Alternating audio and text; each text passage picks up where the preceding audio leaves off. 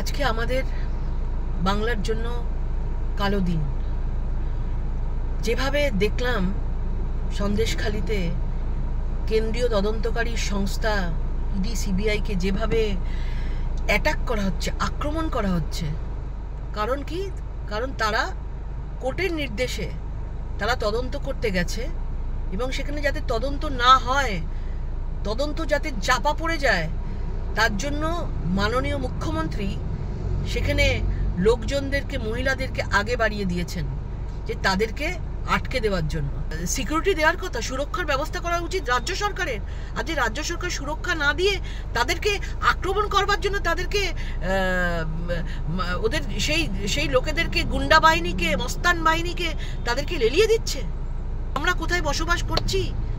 আমাদের এখানে বাংলায় প্রধানমন্ত্রী আসুক কি কেউ আসুক, তারাও সুরক্ষিত নয়। যে কোনো সময় আপনারা যা খুশি করতে পারেন। লজ্জার কথা। বাংলার মানুষের জবাব দেবে, 2024-এর জবাব পাবেন।